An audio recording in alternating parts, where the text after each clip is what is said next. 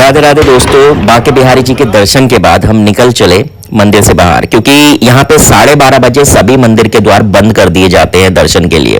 But एक जगह ऐसी है जो कि आप शाम तक जा सकते हैं, 12:30 बजे के बाद भी खुला रहता है, निधिवन।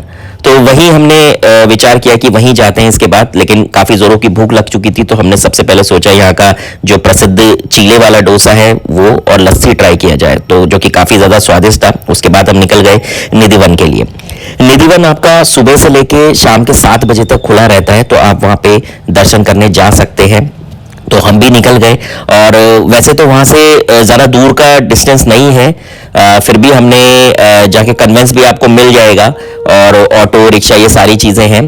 तो वहाँ पे हमने लेकिन सोचा कि क्यों ना, काफ़ी समय भी हो गया था, रिक्शे का सफ़र भी नहीं किया था, तो हम रिक्शे में बैठ के गए, जो कि 70 रुपये उन्होंने हमसे वहाँ से लिए किराया। क्योंकि हमें ना अपना समय बचाना था, क्योंकि हमारे पास समय कम था, एक दिन में हमें सारे मंदिर घूमने थे, तो इसलिए हमने रिक्शे या ऑटो का सहारा लिया, हम लोग पैदल नहीं गए।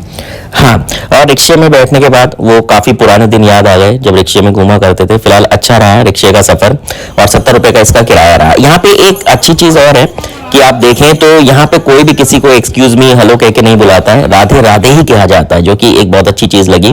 बाकी निधिवन मंदिर आपको लेके चलते हैं। यहाँ पे पंडित जी ने हमें किस तरीके से बताया कि यहाँ के क्या रहस्य हैं, और किस तरीके से रात्रि होने पर निधिवन पूरा खाली हो जाता है, जानवर और इंसान कोई नहीं वहाँ पे रहता है, और किस तरीके से गोपियाँ और राधा कृष्ण जी यहाँ पे समय व्यतीत करते हैं। पूरी दुनिया में ये स्थान ऐसा है कि यहाँ पे आज की डेट में भी भगवान श्री कृष्ण और राधा रानी की नित्य हाजिरी है। इधर आओ भैया, झाड़ू बनवाने तो देखो, यहाँ पे भगवान श्री कृष्ण राधा रानी का अपने हाथों से श्रृंगार करते हैं, तो यहाँ पे राधा रानी की सुहाग पटारी चढ़ाने का महत्व होता है। इसके अतिरिक्त यहाँ पर कोई वस्तु नहीं चढ़ती है, रुपया पैसा भोग प्रसाद कुछ नहीं। जब हम राधा रानी की सुहाग पटारी भेंट करते हैं तो राधा रानी का कल का यूज करा हुआ प्रसाद हमको पुनः प्राप्त होता है। तो यहाँ पे सुहाग पटारी चढ़ाने का ही महत्व होता है। अगर आप चाहो तो यहाँ से सुहाग पटारी अवश्य लेके चलो। कहते हैं कि ठाकुर जी के द्वार पे और बेटी के द्वार पे कभी खाली हाथ नहीं जाना चाहिए। तो प्रेम तो बोलेंगे राधा रानी की इसी राधे राधे। आइए देखो, यहाँ पर ये जितने भी वृक्ष जो हम देख रहे हैं, इनको कहते हैं वृंदा तुलसी।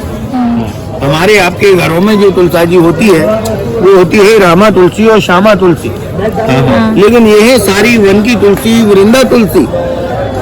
यही वो सारे वृक्ष हैं जो अर्धरात्रि के समय सखी का रूप धारण करते हैं और भगवान श्री कृष्ण के साथ में रास करते हैं। तो प्रेम से बोलेंगे माने तुलसी और वन माने जंगल, दोनों मिलाकर बनता है वृंदावन। ठीक है ना। आगे जो स्थान है वो है संत श्री हरदास जी की तपोस्थली, जिस स्थान पर बैठकर उन्होंने 12.5 वर्ष तप किया। तत्पश्चात अपनी शक्तियों के द्वारा यहीं से प्रकट किए वृंदावन बिहारी और बांके बिहारी। तो इस स्थान को बोलते हैं निधि, और वन माने जंगल, दोनों मिलाकर बनता है निधवन। इस तुलसियों वाले वन में आकर भगवान श्री कृष्ण ने मधुर मधुर बांसुरी बजाई, तो भैया जी तीसरा नाम पड़ता है इसका मधुवन। वृंदावन, निधवन और मधुवन। तो प्रेम से बोलेंगे राधा रानी की आइएगा। राधे राधे राधे राधे। देखो भैया, हाँ। तो सबसे पहले हमारे सामने विशाखा जी आएंगी, उनको स्पर्श करके प्रणाम करके तभी आगे बढ़ना है।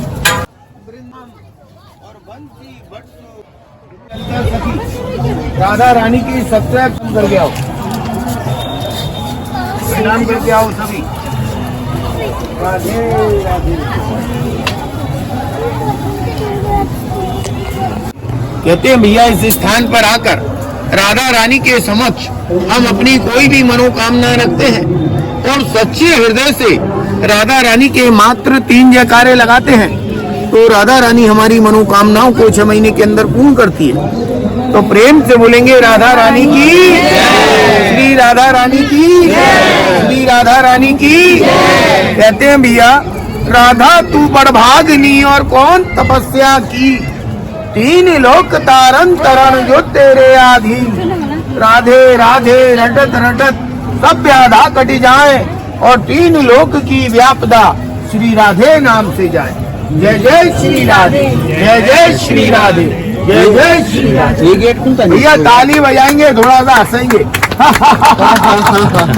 कहते हैं जो वृंदावन में आकर हंसे उसी का घर बसे, और जो वृंदावन में आके रोए अपनी नैना खोए। राधे राधे राधे राधे। श्रीमद् भागवत गीता सबका हाँ जो कथा होती है एक हफ्ते के लिए, तो उसमें जो है जिक्र चल रहा था श्रीधाम वृंदावन का, कि श्रीधाम वृंदावन में निधवन एक क्षेत्र है जिस जगह पर 16,108 वृक्ष है, जो कि अर्धरात्रि के समय सभी सखी का रूप धारण करते हैं। तत्पश्चात भगवान श्री कृष्ण बांसुरी बजाते हुए आते हैं और एक कृष्ण में से अनेकों कृष्ण बन जाते हैं। फिर प्रत्येक एक सखी के साथ एक कृष्ण, प्रत्येक एक सखी के साथ एक कृष्ण, इस तरह से सभी लोग मिलकर के जो है यहाँ पे रास करते हैं। जब इस तरह की वार्ता वहाँ हो रही थी तो गुरुजी का ही एक शिष्य उनकी बातों को बड़े गौर से सुनना था। तो सुनने के उपरांत उनके मन में तरह तरह के विचार उत्पन्न होने लगे। वो कहते हैं कि यार हमारे गुरुजी को भी जाने क्या हो गया है, कैसी कैसी बातें करते हैं। कहते हैं कि वृक्ष सखी बन जाते हैं। अरे वृक्ष कहीं सखी बना करते हैं, और ये कलयुग का दौर, इसमें भगवान श्री कृष्ण कहाँ से आ जाएंगे। लेकिन तुरंत उनको ध्यान आता है कि यार हमारे गुरुजी ने अपने पूरे जीवन काल में कभी भी असत्य और झूठ नहीं बोला। जब गुरुजी कह रहे हैं तो बात तो सत्य है, लेकिन फिर भी जो है वो पूर्ण रूप से संतुष्ट नहीं थे। तब उन्होंने मन ही मन ये निश्चय किया कि अगर ठाकुर जी ने मेरे को कभी मौका दिया तो मैं श्रीधाम वृंदावन जाऊंगा और वहां जाकर के सारे नजारे को प्रत्यक्ष रूप से अपने नेत्रों से देखूंगा। मैं तो भैया तब यकीन करूंगा। जब उन्होंने ऐसी धारणा बनाई, ऐसा मन बनाया, तो ठाकुर जी की उन पर कृपा हुई और वो समय आया कि ठाकुर जी ने उनको श्रीधाम वृंदावन बुलाया। तो यहाँ आकर के सबसे पहले तो वो पूरे वृंदावन धाम में घूमे, लास्ट में आए निधवन। तो यहाँ का वहन एक नियम है कि शाम को 7:30 बजे के बाद यहाँ से लेकर और बाहर तक 7 ताले मंदिर में लगा दिए जाते हैं।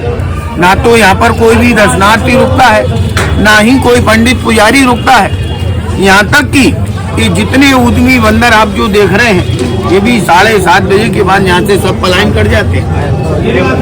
अब भैया वो जो श्रीमान जी आए थे उनको तो सारा नजारा देखना था, तो उन्होंने क्या किया कि एक वृक्ष के पीछे छुपने का प्रयत्न किया।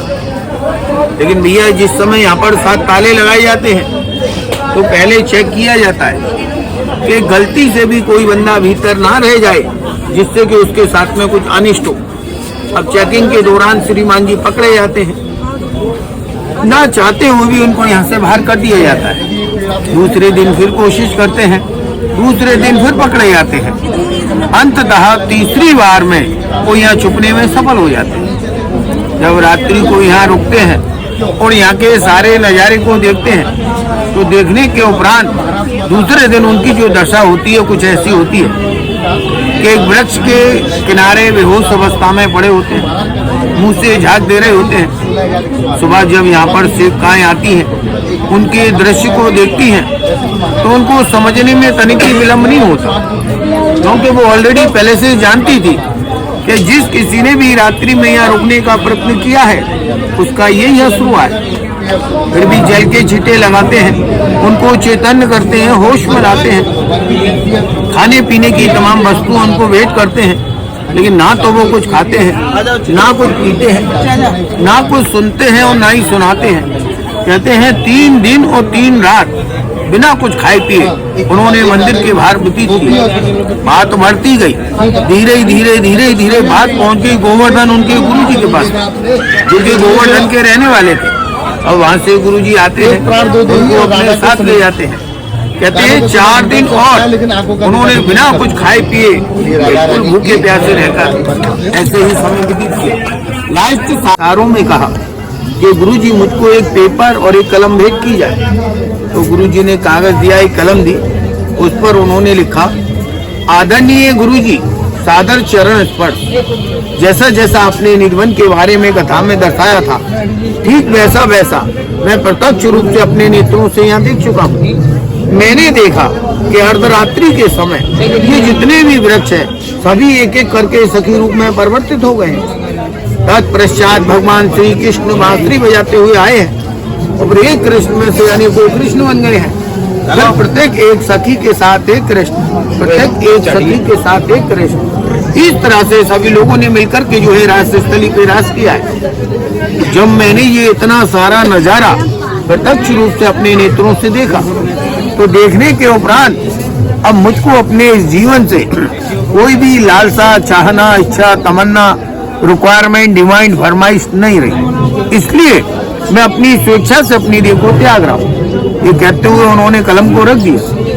कहते हैं उनके हाथ का लिखा हुआ वो लेटर आज भी म्यूजियम में मौजूद है और उनकी समाधि स्थली आगे बन रही है, जिसके हम आपको दर्शन कराएंगे। तो प्रेम से बोलेंगे राधा रानी की जय। देखो यहाँ से आगे जो हम चल रहे हैं वो है राधा रानी का रंगमहल।